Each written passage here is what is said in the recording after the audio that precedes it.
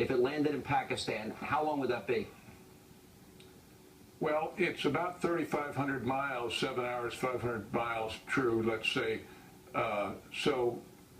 And they went north for partially, so say 3,000 miles, 3,200 miles, something like that. Of course, there now appears to be evidence that there was a direct course through India flying in a shadow of a Singapore Flight 68. That hasn't been verified. The only thing that I have seen that is starting to become verified is the LigNet report that from Boeing saying that they believe the airplane was in Pakistan, which I talked about on Friday. General, I've known you a long time. I know you too well to know that you're not just making this up. This isn't something you've concocted. You've spoken to a number of people, am I correct? Yes, but that's all I want to say, Sean, please. All right, no, fair enough. Now, and you believe this plane is intact and that this plane landed? I do. What about the passengers of this plane? Do you know anything about that? I don't know anything about their status. What I do know is the most sensors that we have in the world are in that region. They're not in the south of the Indian Ocean.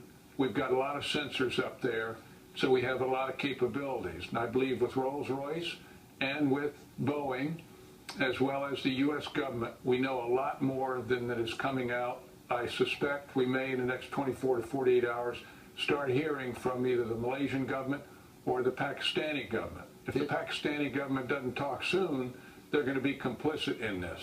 So for this plane, if it would have landed in Pakistan, the Pakistanis would have had to know that? Yes. The mystery, is there anything else? Look, I don't want to press this because I sense you're threading a needle here.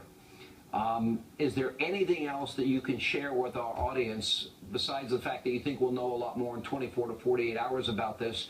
Do you feel, and what do you fear most might happen if in fact what you're saying is true? Well, first of all, let me say, when the U.S. Navy quits their search, their ship search, they must know something in the Indian Ocean. When the Israeli Defense Forces, when they increase their air defense alert, they must know something. They are questioning people further out. For those people that say, well, even with the transponder off, they'd have gotten the skin paint. Most people don't realize the crew on at 2, 3, 4, 5 in the morning is not the A-team, and they primarily use transponders. So it doesn't surprise me that this could have happened the way I am describing it. So this would explain this. Oh, go ahead. I'm sorry, sir. Well, and the airplane would have landed 8 o'clock Kuala Lumpur time. It's 3 o'clock Pakistani time in the morning. Excuse me, 5 o'clock. There's a 3-hour difference. So it would have been dark. Anyone who says they saw this overfly the Maldives or whatever, it was dark. I don't see how anybody could say that. There's been a lot of strange information put out on altitudes and a whole host of things, and a lot of it's come from the Malaysian government.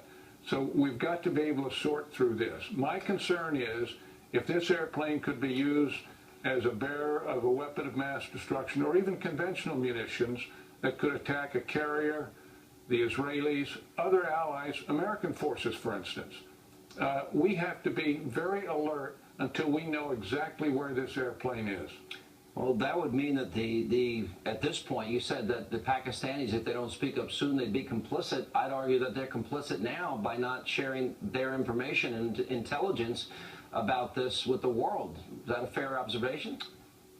I think that's a fair observation. The way the Boeing report came out in LigNet, it said the airfield was in Taliban-controlled areas.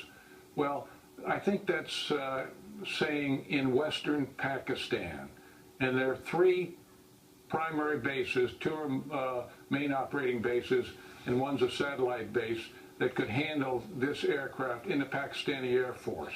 So there are other Falcon bases, but I'll talk about that later. So your theory, and I'm interpreting here that this is based on information that you are putting together, that would explain away the transponders purposely being turned off and other communications being turned off. That would explain the ping that lasted up to 7 hours later when you consider the time frame, flying out and then changing course. It would also explain that the flight path altered by computer command and not by manual control. So your theory would answer all those questions, right? It would, and I believe both pilots may have been complicit. I believe that, remember, they turned off, they didn't turn off communications, they turned off navigation aids. They didn't turn off their HF radio, their VHF radio, their UHF radio, so they had the SATCOM, and so they had communications that they were listening to what was going on, and I think probably were transmitting to the location they were going to. That's why I think the U.S. vacuum cleaners, those sensors that pick up all this stuff, have probably been able to detect more than we're getting. Okay, so there's a very good possibility that the United States knows much more than it's saying, and that we'll probably find out in the days ahead. I think they do, and I think they want to be very cautious because they don't want to embarrass certain other nations that we're working close with, etc. But the best leaks have come out of the U.S. government. All right, General, thank you for being with us. Appreciate it. And coming up, it's your chance.